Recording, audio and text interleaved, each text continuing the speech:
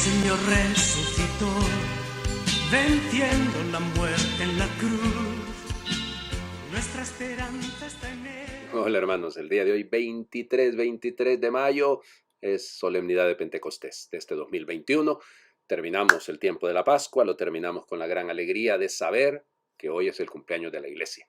Hoy nace la iglesia hace 21 siglos, pues con la venida del Espíritu Santo se inaugura la vida pública de la iglesia ya sin tener al Señor Jesús físicamente a su lado y ya con el discurso de Pedro que proclama firmemente que Cristo ha resucitado y que ellos son testigos.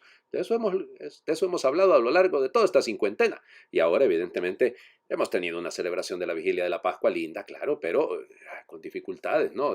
No son las mismas vigilias de la Pascua, no son las mismas vigilias de Pentecostés, o sea, hay que entender esto, pero gracias a Dios estamos aquí para decirle al Señor infinitas gracias porque nos has regalado la fe, esa fe que sostuvieron los apóstoles y que nos sostiene a nosotros también en el camino. Bueno, vamos a las lecturas del día de hoy. Evidente, ¿no? La primera lectura es Hechos de los Apóstoles, capítulo 2, versículos del 1 al 11. El día de Pentecostés, todos los discípulos estaban reunidos en un mismo lugar. De repente se oyó un gran ruido que venía del cielo, como cuando sopla un viento fuerte que resonó por toda la casa donde se encontraban. Entonces aparecieron lenguas de fuego que se distribuyeron y se posaron sobre ellos. Se llenaron todos del Espíritu Santo y empezaron a hablar en otros idiomas, según el Espíritu los inducía a expresarse. En esos días había en Jerusalén judíos devotos venidos de todas partes del mundo. Al oír el ruido, acudieron en masa y quedaron desconcertados porque cada uno los oía hablar en su propio idioma. Atónitos y llenos de admiración preguntaban, ¿no son galileos todos estos que están hablando? ¿Cómo, pues, los oímos hablar en nuestra lengua nativa? Entre nosotros hay medos, partos y elamitas, otros vivimos en Mesopotamia, Judea, Capadocia, en el Ponto y en Asia, en Frigia y en Panfilia, en Egipto o en la zona de Libia que limita con Cirene. Algunos somos visitantes venidos de Roma, judíos y prosélitos. También hay cretenses y árabes, y sin embargo, cada quien los oye hablar de las maravillas de Dios en su propia lengua. Palabra de Dios. Te alabamos, Señor. Bueno, claro que parece evangelio, ¿no? O sea, cada uno los oye hablar de las maravillas de Dios. A ver, ¿será esta nuestra vocación? Hablar de las maravillas de... Hasta hablando de maravillas de Dios, Padre, por Dios, ¿a quién se le ocurre, hombre? Ahorita lo que estamos viviendo es un infierno con esta situación, con esta pandemia, con tanta enfermedad, con tanta crisis política, con tanta crisis social. Aquí vamos a hablar de las maravillas de Dios. Pues sí, claro, porque ese viento recio, ese viento fuerte que movió la casa, debe mover también nuestra iglesia y debe empujarla a salir de ella. Una iglesia en salida, dice el Papa Francisco, sin el Espíritu Santo es salida para la calle nada más, pero no salida a evangelizar. Y lo nuestro es eso, la iglesia existe para evangelizar, en la lengua que sea y en las circunstancias que sean. Esto es lindo, ¿no? A mí me encanta, subrayo 3 cosas rapidísimas. Primera, recuerden que esto es, digamos, la deconstrucción de lo que ocurrió en Babel. O sea, este es el paralelo de lo que ocurre en Babel. Allá en el libro del Génesis, cuando se nos cuenta lo de la construcción de la Torre de Babel, pues todos terminan hablando lenguas diferentes y nadie se entendía. Aquí hablan un idioma común, el de las maravillas de Dios. Todo el mundo entiende, aunque sea en diferente lengua, claro. Pero noten los elementos previos. Estaban todos reunidos en un mismo lugar. Esto es importante. O sea, padre, pero ahorita no se puede porque por el distanciamiento social, a mí que no me gusta esa palabra, ya lo saben, distanciamiento físico, socialmente no tenemos que estar distanciados. Pero ese no entra en el tema, no es estar unidos. ¿Cuánto hemos venido escuchando toda esta semana que terminó ayer? Ya, eso precisamente. Lindo, la unión, que todos sean uno como tú y yo. Ahí está la clave, que nos unamos, que busquemos lo que nos es común y que esperemos en oración, porque no estaban ahí reunidos allá esperando cada uno, como quien está en un parque, a ver, o en una estación de bus esperando a ver a qué horas pasa el autobús. No, hombre, o sea, estaban reunidos en oración. Oraban. ¿Qué estamos haciendo ustedes y yo ahorita? Orar. ¿Estamos dispuestos a orar en la unidad, para provocar la unidad, para generar unidad? De repente vino un viento fuerte. ¿Y aquí qué pasó? No es en la brisa suave como en el caso de Elías, donde se escucha el murmullo, el susurro de Dios. No, aquí es por la fuerza entendida como la dynamis, el dinamismo, la fuerza que empuja. Eso es lo que tenemos que captar también nosotros. Necesitamos eso en la iglesia, un viento fuerte y esas lenguas como de fuego que se fueron posando sobre cada uno de ellos. A mí me gusta esto. Unidos pero cada uno recibe un carisma en particular para el bien de la comunidad. A ver, esa es la segunda lectura. Primera carta a los Corintios, capítulo 12, versículos del 3 al 7 y luego nos saltamos del 12 al 13. Hermanos, nadie puede llamar a Jesús Señor si no es bajo la acción del Espíritu Santo. Hay diferentes dones, pero el Espíritu es el mismo. Hay diferentes servicios, pero el Señor es el mismo. Hay diferentes actividades, pero Dios, que hace todo en todos, es el mismo. En cada uno se manifiesta el Espíritu para el bien común.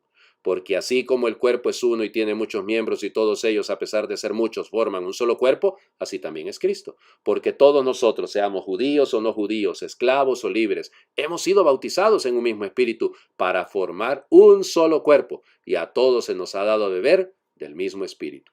Palabra de Dios. Te alabamos, Señor. Hemos sido bautizados en un mismo espíritu. Se nos ha dado a beber un mismo espíritu. Ojo con esto, ¿no? O sea, un mismo espíritu, un solo cuerpo. Ahí está. Por eso todos los carismas contribuyen ¿a qué? Al bien común. Si no, no es carisma. Piensen, yo tengo el don de profecía. Dejen aquí, por favor, el diezmo que yo les voy a profetizar. Yo tengo el don de curación. Llenemos un estadio, pero por favor pasen bien la canastita para que ahí eche la gente todo el dinero posible. Dios te va a bendecir, pero tienes que depositar tanto en esta cuenta de banco. ¿Dónde está su carisma, hermano? ¿En qué contribuye al bien común eso? Nada. Eso es para su gloria y su honra. Es decir, ¿de qué le sirve? Yo soy un experto en interpretar, en cantar, en qué sé yo, lo que usted quiera poner ahí detrás. Lo pone al servicio de la comunidad, para bien de la comunidad o para su propio pecunio, para su propio beneficio. Ahí es donde entra el problema. Cuidado, que el trabajador merece su salario. Claro que sí, eso es legítimo. Pero cuidado porque hay algunos que se enriquecen a costa de sus dones y de sus carismas. Y entonces ya no son ni carismas ni son dones. Desde el momento en el que lo que ando buscando es mi provecho. A mí me llama la atención hace ya mucho tiempo, ya hace muchos años atrás. Me tocó participar en algo, X, no les voy a contar exactamente cómo fue la cosa, pero a mí me llamó la atención que me dice de entrada el que me invitaba, padre, ¿y cuánto nos va a cobrar? Yo me quedé, perdón, o sea, usted me está invitando en mi calidad de sacerdote, ¿cierto? Para que yo les comparta algo desde la fe, punto. Pues, es decir, ¿cuánto me va a cobrar? O sea, esto no es un negocio. Y entonces lo miré a él que se puso hasta como pálido, yo, ¿qué pasó? Me dice, y perdón que se los comente así tal cual, padre, usted es el primer sacerdote que nos dice eso. Y yo, ¿qué? Ya, hemos invitado a otros antes y lamentablemente nos dijeron de entrada esto. Y uno se atrevió a decir, les va a costar esto. Hombre, yo estoy de acuerdo en que ya contribuyan a pagar el combustible, alguna cosa de ese estilo. No sé si me hago entender. Pero hombre, no, ¿de qué me sirve ser sacerdote si no estoy buscando el bien común? ¿De qué me sirven mis carismas si no los pongo al servicio de los demás? Hombre, estamos en nada. ¿Para qué me sirve pedir el Espíritu Santo si es para mí, pero no para construir la iglesia? No sirve eso. No sirve en absolutamente nada. Por eso nadie puede llamar al Señor, valga la redundancia, si no es bajo la acción del Espíritu. Porque el Señor forma la cabeza de un cuerpo. Entonces yo no puedo invocar a Dios, al soñar, llamar Kyrios, llamar Señor a Jesús, cuando no estoy lleno del Espíritu de Dios. Y bueno, terminemos. El Evangelio, ¿dónde vamos? Pues volvamos. ¿A dónde, Padre? Al domingo de la resurrección. Este texto ya lo leímos. Sí, el segundo domingo. El segundo domingo de Pascua lo leímos. Domingo de la Divina Misericordia. Juan, capítulo 20, versículos del 19 al 23. Al anochecer del día de la resurrección, estando cerradas las puertas de la casa donde se hallaban los discípulos, por miedo a los judíos, se presentó Jesús en medio de ellos y les dijo, la paz esté con ustedes. Dicho esto, les mostró las manos y el costado. Cuando los discípulos vieron al Señor, se llenaron de alegría. De nuevo les dijo Jesús, la paz esté con ustedes. Como el Padre me ha enviado, así también los envío yo. Después de decir esto, sopló sobre ellos y les dijo, reciban el Espíritu Santo. A los que les perdonen los pecados les quedarán perdonados y a los que no se los perdonen les quedarán sin perdonar. Palabra del Señor. Gloria a ti, Señor Jesús. Remitir al domingo, no, mentira. Acuérdense que de todas maneras allá, el domingo segundo de Pascua, lo que hicimos fue leer lo que sigue, ¿no? Tomás, uno de ellos, no estaba cuando llegó Jesús, y entonces hay que leer toda la parte 8 días después. O sea, ahorita solo leemos este pedacín, llamémoslo así, esta perícopa, que es el momento de la aparición directamente a los discípulos. ¿Dónde están? en el cenáculo, en el mismo lugar donde ocurre la venida del Espíritu Santo. Eso es lo que sostiene la tradición, ¿no? En el mismo lugar donde fue la última cena, es el mismo lugar donde se ha celebrado exactamente la venida del Espíritu Santo. Y entonces están ahí. Solo que, hombre, 50 días atrás hay miedo, hay encierro, ahora hay apertura. Y eso es lo que tenemos que entender. Salir de nosotros mismos, salir de nuestras cobardías, superarlas desde la fuerza del Espíritu para recibir la paz. Ay, Padre, pero es que mire, tanta situación de angustia, tanta situación de ansiedad. Cuidado, que esas son enfermedades muy, muy delicadas con las cuales no se juega. Hay tanta gente que se burla de esto. Hay gente que vive ansiedades terribles, ¿no? Durante la pandemia, las ha sufrido mucho, en situaciones de verdadera angustia, desequilibrios emocionales muy fuertes. Sí, calma. Pero hay que pedir la paz que viene con la presencia de Jesús. Es la presencia de Jesús. Si Jesús está en su vida, si Jesús está en mi vida, habrá paz. Habrá paz. Y entonces lo primero que hace el Señor Jesús es, primero provocar la paz, la alegría, y luego, así como el Padre me envió, así los envío yo a ustedes. Es la misma misión del Señor Jesús, la que tiene usted, la que tengo yo. Todos tenemos la misma misión. Misión clara, concreta, convincente. Nosotros somos testigos y para eso estamos, para llevar ese testimonio, para ser enviados a los elamitas de Parto, de Frigia, de Panfilia, de donde sea, de Honduras, de Nicaragua, de El Salvador, de Guatemala, de México, de Estados Unidos, de Canadá, de Colombia, de Ecuador, de Chile, de Argentina, de Brasil, de España, de donde sea, ahí tenemos que ir. Y sin miedo, sin miedo. ¿Por qué? Reciban el Espíritu Santo, sopló sobre ellos, acuérdense, la Ruaj, Yahweh, la fuerza, el Espíritu que da vida, así como Dios crea al hombre de barro, y sopla sobre él, insufló, dice, aliento de vida. Ahora el Espíritu quiere darnos un nuevo aliento de vida para que la iglesia sea testigo. ¿Cómo? La misericordia. A quienes perdonen los pecados. Pero a quienes se los retengan les quedan retenidos. Cuidado, porque empecemos por la primera parte, por favor. A quienes les perdonen los pecados. ¿No les parece que esto es importante? En un mundo que necesita reconciliación. Vaya, veámoslo. Vayamos a la Franja de Gaza. Vayamos a Colombia. Vayamos a nuestra Honduras, a nuestro México, a nuestra Nicaragua. Pasan años ya de tanta crisis, ¿no? Bueno, entonces, ¿necesitamos o no necesitamos ser reconciliadores? Necesitamos ser y tener ese espíritu que perdone antes que condene. Antes que amarre, mejor que suelte.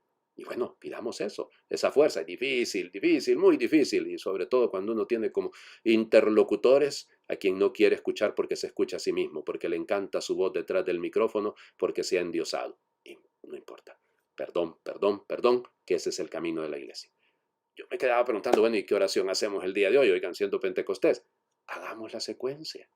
Hagamos la secuencia. La van a escuchar cantada seguramente en todos los templos el día de hoy. Pero hagámosla leída, bueno, ahorita de todas maneras así como ando, olvídense que no puedo cantar, pero vamos, hagámosla leída y meditada. Ven Dios Espíritu Santo y envíanos desde el cielo tu luz para iluminarnos. Danos virtudes y méritos, danos una buena muerte y contigo el gozo eterno. Ven ya, Padre de los pobres, luz que penetra en las almas, dador de todos los dones, fuente de todo consuelo, amable huésped del alma, paz en las horas de duelo. Eres pausa en el trabajo, brisa en un clima de fuego, consuelo en medio del llanto. Ven, luz santificadora, y entra hasta el fondo del alma de todos los que te adoran.